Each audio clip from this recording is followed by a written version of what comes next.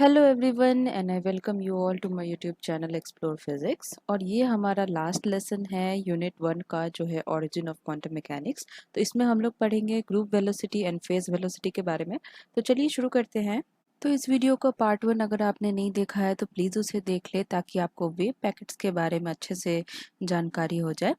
तो इंट्रोडक्शन के तौर पे हम क्या देख सकते हैं, there was modification in wave nature of matter in which it was considered that the particle is not like a plane wave but it is like a group of wave, that is wave packets. तो हम एक plane wave को consider नहीं कर सकते हैं। तो किसी भी पार्टिकल का मोशन को बताने के लिए हम ग्रुप ऑफ वेव्स लेते हैं, ठीक है, ना कि एक single plane wave. So we are having a group of waves. There was a modification, तो यही मॉडिफिकेशन था that consider that the particle is not like a plane wave but it is like a group of wave, that is wave packets. तो wave packets के बारे में मैंने आपको पिछले वीडियो में बताया है, जिसका लिंक डिस्क्रिप्शन आपको यहाँ पे मिल जाएगा, तो आप उसको ज़रूर देखें।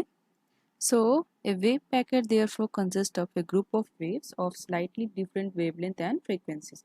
तो हम ये पिछला लेक्चर में देख चुके हैं वेव पैकेट के बारे में। तो चलिए आगे बढ़ते हैं। We are having phase velocity. phase का मतलब होता है कि पॉइंट का लोकेशन क्या है पूरे वेव साइकिल में, और वेलोसिटी का मतलब हम लोग जानते हैं। So, a plane wave traveling in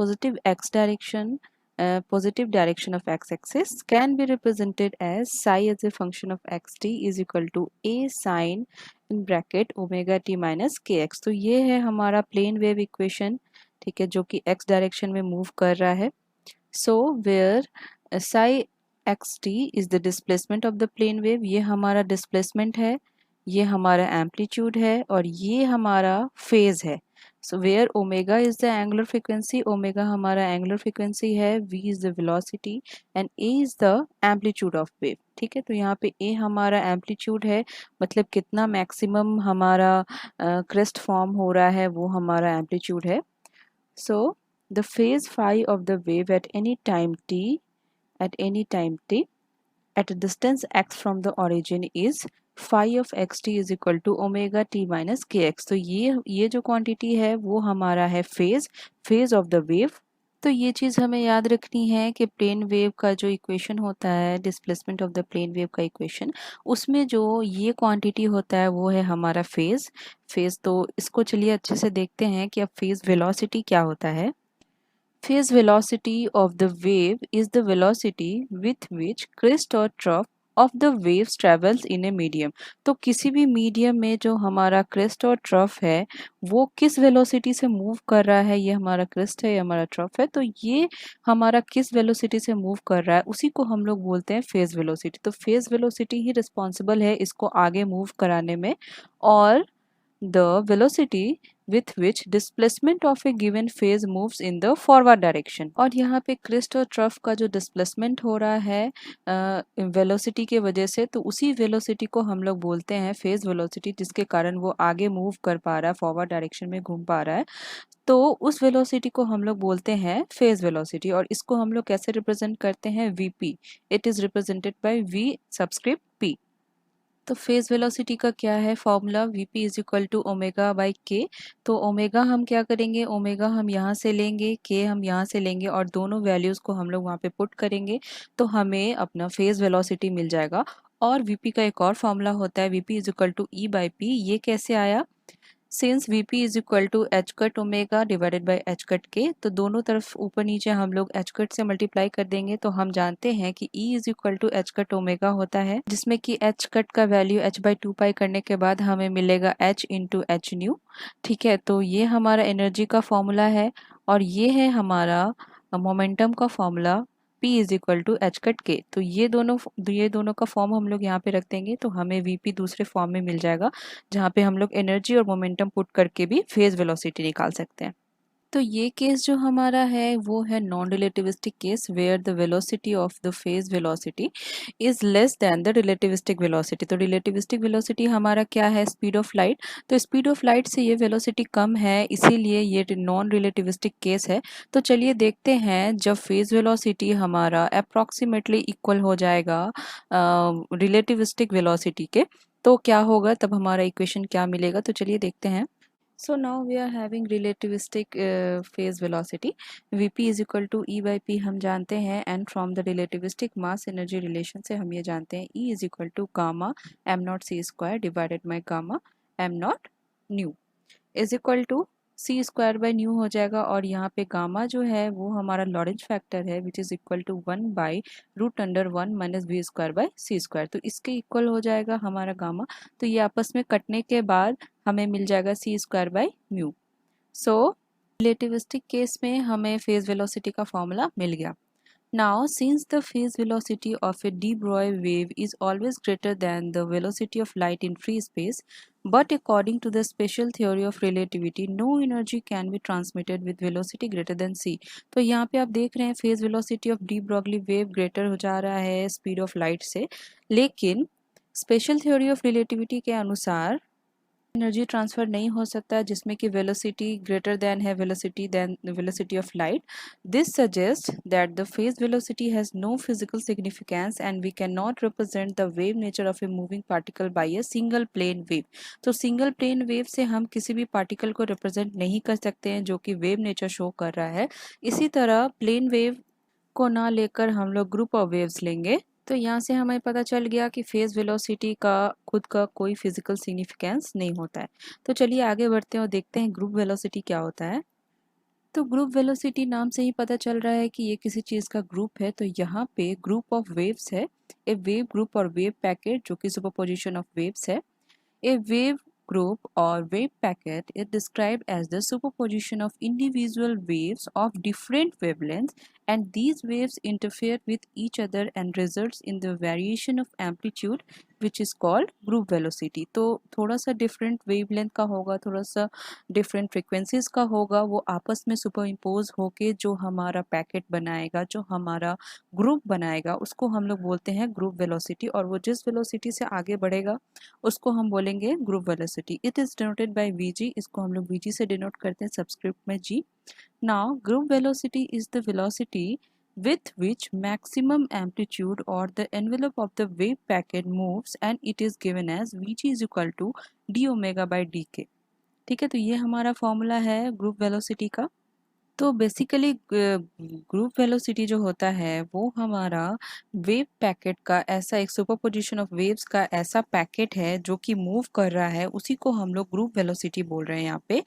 so group velocity is the velocity with which maximum amplitude, तो मैक्सिमम एम्पलीट्यूड जो हमारा फॉर्म हो रहा है और the envelope of the wave packet और the envelope of the wave packet moves and it is given as which is equal to. तो ये पैकेट जिस वेलोसिटी से मूव कर रहा है उसी वेलोसिटी को हम लोग बोलते हैं ग्रुप वेलोसिटी। तो इसको हम लोग कैसे रिप्रेजेंट करते हैं, D omega by D K is equal to D by D P. वैसे ही करेंगे, यहाँ पे अचकट से मल्टीप्लाई करने के बाद हमें ये फॉर्मूला मिल जाएगा जैसे कि हमने फेज वेलोसिटी में निकाला है। तो चलिए देखते हैं आगे। तो वेव ग्रुप को और अच्छे से समझने के लिए हम यहाँ पे देखेंगे कि कैसे दो वेव मिल के हमारा रिजल्टेंट वेव बन रहा है। Let the wave group is formed by the superposition of two monochromatic waves having same amplitude but different angular frequency and in wave number। तो wave number और angular frequency slightly different है। तो हमारा psi 1 क्या हो जाएगा, ये है हमारा psi 1। तो ये है हमारा psi 1, ये है हमारा psi 2 और ये हमारा जो रिजल्टेंट हमारा मोशन मिल रहा है वेव ग्रुप का। तो psi 1 is equal to plane wave equation से हम ये जानते हैं psi 1 is equal to A sine in bracket omega T minus K X. तो ओमेगा में स्लाइटली डिफरेंट हो रहा है और वेव वेक्टर वेव नंबर में थोड़ा सा डिफरेंस हो रहा है। Therefore psi t is equal to A sine omega plus delta omega T minus K plus delta K into X. तो superposition of two sinusoidal waves of slightly different frequencies A और B. तो ये ए और B आपस में मर्ज हो जा रहा है।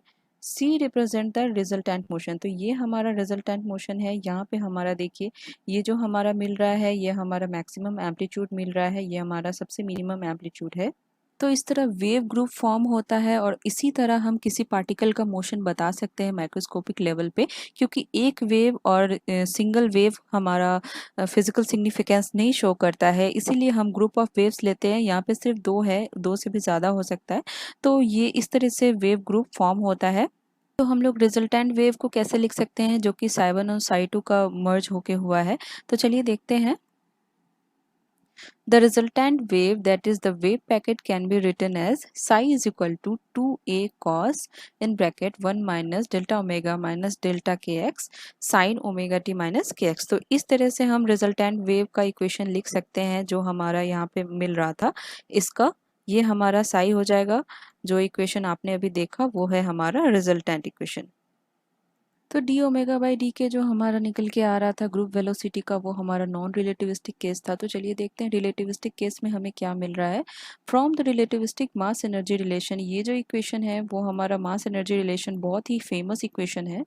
तो E square is equal to P square C square plus M naught square C raise to the power 4। तो इसको हम लोग जब डिफ्रेंशिएट करेंगे, क्योंकि हमें D E by D P चाहिए, तो डायरेक्ट पुट करने के लिए हम इसको डिफ्रेंशिएट करेंगे तो हमें क्या मिलेगा, 2e D E by D P is equal to 2p C square. तो यहाँ पे मैंने डायरेक्ट निकाल दिया है। So D E by D P का मान आप यहाँ पे डायरेक्ट पुट करेंगे। Therefore group velocity is equal to D E by D P is equal to P C square divided by E. तो पी हमारा रिलेटिविस्टिक केस में क्या होता है, gamma into nu am not, और ये सी स्क्वायर, यहाँ पे सी स्क्वायर आ जाएगा, और ई का वैल्यू क्या होता है, gamma M naught C square. तो यहाँ पे सी स्क्वायर हो जाएगा, ये हमारा सी स्क्वायर है। तो ये सी स्क्वायर कट गया, ये एम नॉट कट गया, ये गामा गामा कट गया। तो हमारे पास सिर्फ क्या बचा, न्यू। तो रिलेटिविस्टिक केस में ग्रुप वेलोसिटी का वैल्यू क्या होता है, न्यू हो जाता है। ठीक है, तो ये आपको याद रखना है। ये कुछ इंपॉर्टेंट फार्मूलाज है, डायरेक्ट पुट करने भी आता है। जैसे कि हमें ई दे दिया होगा तो ई को डिफ्रेंशिएट करके हम यहाँ पे पुट करेंगे तो हमारा ग्रुप वेलोसिटी निकलेगा। तो इस इक्वेशन को आपको अच्छे से याद रखना है, ये बहुत ही इंपॉर्टेंट इक्वेशन है। तो ये एक वेव पैकेट का ग्राफ है जिसमें कि ये अंदर में जो है ये है हमारा फेज वेलोसिटी, और ये पूरा पैकेट जो फॉर्म हो रहा है वो है ग्रुप वेलोसिटी। तो ये जिस वेलोसिटी से आगे मूव कर रहा है उसको हम लोग बोलेंगे, पैकेट को उसका बोलेंगे ग्रुप वेलोसिटी, और ये फेज जिस वेलोसिटी से मूव कर रहा है उसको हम लोग बोलेंगे फेज वेलोसिटी। तो अब हम लोग कुछ इंपॉर्टेंट फार्मूलाज देख लेते हैं, जिसमें कि नंबर 1 है relation between group velocity and phase velocity. इसको हम लोग कैसे लिख सकते हैं, दोनों का रिलेशन क्या होगा, V G is equal to V P minus lambda D we P divided by D lambda. तो ये जो इक्वेशन है वो हमारा है relation between group velocity and phase velocity. तो यहाँ पे कुछ इंपॉर्टेंट फार्मूलाज है। 1 नंबर में है K is equal to 2 pi by lambda, ये आपको याद रखना होगा। कुछ कुछ फार्मूलाज में वेवलेंथ दे दिया गया होता है, उसके बाद फिर यहाँ पे पुट करना होता है। तो ये फार्मूला अगर हमें पता होगा तो हम यहाँ पे डायरेक्ट पुट कर सकेंगे। And omega is equal to K V P, ये तो हम अच्छे से जानते हैं। And P is equal to H cut omega. तो ये कुछ फॉर्मूलाज है, आप अच्छे से इसको याद कर ले। ये हमारा है फेज वेलोसिटी, ये हमारा ग्रुप वेलोसिटी, यहाँ पे मैंने लिख दिया ताकि आपको अच्छे से याद रहे। तो सेकंड नंबर में हम लोग देखेंगे कि डिस्पर्सिव मीडियम में और नॉन डिस्पर्सिव मीडियम में फेज वेलोसिटी और ग्रुप वेलोसिटी हमारा कैसे ट्रैवल कर रहा है। तो सबसे पहले जानते हैं कि डिस्पर्सिव मीडियम क्या होता है। तो डिस्पर्सिव मीडियम ऐसा मीडियम है जिसमें different frequencies of waves different velocity से मूव करता है।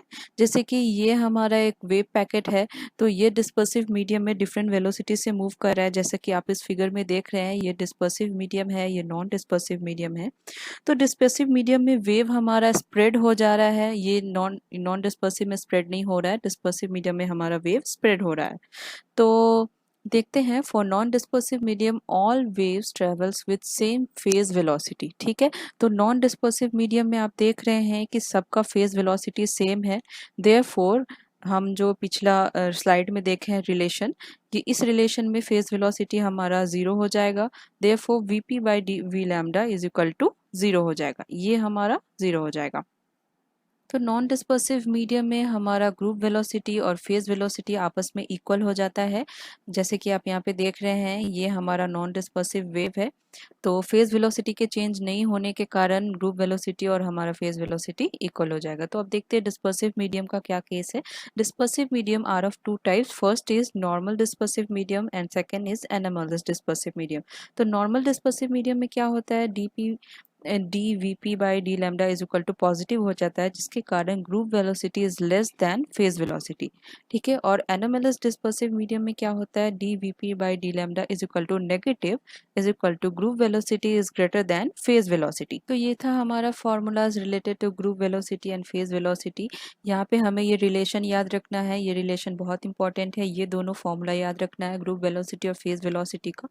और हमें रिलेटिविस्टिक में कैसा हमारा ग्रुप वेलोसिटी और फेज वेलोसिटी का क्या इक्वेशन आ रहा है वो भी हमें याद रखना है। तो इस वीडियो में इतना ही, और मैं आशा करती हूँ कि आपको ये वीडियो अच्छा लगा हो, और अगर अच्छा लगा तो प्लीज़ लाइक शेयर और सब्सक्राइब करें, और मिलते हैं अगले वीडियो में। Thanks for watching.